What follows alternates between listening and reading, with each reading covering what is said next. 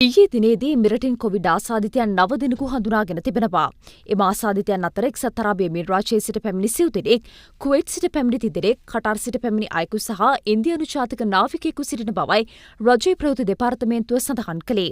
ඒ සමග සමස්ත කොවිඩ් ආසාදිතයන් සංඛ්‍යාව 3270. මෙවැනි කාලයක් 2021 2022 වසරවලදී අප පසු කළා ඔබට මතක ඇති. මේ ආකාරයෙන් නැවතත් නව කොවිඩ් වෛරස් තත්ත්වයක් ලංකාවේ මේ දිනවල පවතින බවටත් එම තත්ත්වයේදී ඇතිවන රෝග ලක්ෂණ සහ ඉන් ආරක්ෂා වීමට ගත යුතු පියවර සම්බන්ධයෙන් දැනුවත් කරමින් පණිවිඩයක් බොහෝ දෙනෙක් අතර සංසරණය වී තිබුණේ මෙලෙසින්. මේ දැනුවත් කිරීම පෙනහළු විශේෂඥ වෛද්‍ය රිටේෂ් කුමාර් සිදු කළ එකක් බවටයි එම පණිවිඩයේ වැඩිදුරටත් සඳහන් වන්නේ. ඇත්තටම ලංකාවේ මේ දිනවල එවැනි කොවිඩ් වෛරස් තත්ත්වයක් ව්‍යාප්ත වෙමින් තිබෙනවද? ෆැක්ට්ප්ලස් අපි මේ පිළිබඳ සොයා බැලීමක් සිදු කළා. මෙරට සෞඛ්‍ය අංශය විසින් මෙවැනි වාතාවරණයක් මෙරට පවතිනවා නම් ඒ සම්බන්ධයෙන් අනිවාර්යයෙන්ම මහජනතාව දැනුවත් කරන නමුත් එවැනි කිසිදු දැනුවත් කිරීමක් සිදු කර තිබුණේ නැහැ. එමෙන්ම කොවිඩ් තත්ත්වයක් පවතින බවට කිසිදු මාධ්‍ය වාර්තාවක් කිරීමක් හෝ නොතිබුණු බැවින් අප මේ පිළිබඳ සෞඛ්‍ය ප්‍රවර්ධන කාර්යාංශයේ අධ්‍යක්ෂ වෛද්‍ය රංජිත් බටුවන්තුඩාවගෙන් විමසීමක් කළා. වෛද්‍යවරයා සඳහන් කළේ අවසන් වරට ව්‍යාප්ත වූ කොවිඩ් වෛරස් ප්‍රභේදයේ වඩා දරුණු එකක් නොවන බවත් ලෝකයේ රටවල් එන්නත් කරන්නට බොහෝ සෙයින් යොමු වූ නිසාවෙන් මෙම තත්ත්වය පාලනය කරගත හැකි වූ බවයි. එනමුත්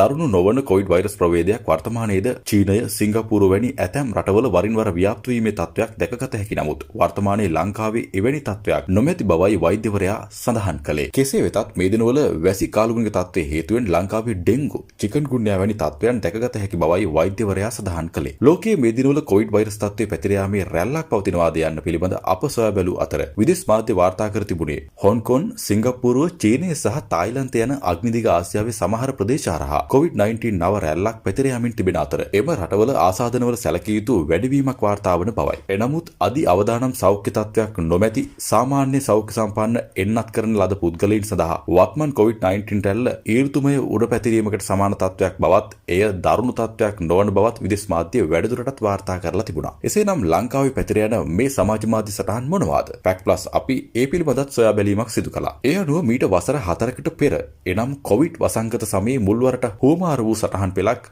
නැවතත් හුවමාරු වන බව අපට පෙනී ගියා. 2021 වසරේ මෙන්ම මේ වසරේදී හුවමාරු වන මෙම පණිවිඩය ඉංග්‍රීසි භාෂාවෙන් හුවමාරු වූ පණිවිඩයක් පරිවර්තනයක් බව අප වැඩිදුර කළ සොයා බැලීමේදී තහවුරු වුණා. ඒ අනුව මෙම පණිවිඩය 2021 වසරේදී වෙනත් රටවල පිරිසක් විසින්ද සිය සමාජ මාධ්‍ය ගිණුම්වල පළ කර ඇති ආකාරය අපට දැකගත හැකි විය.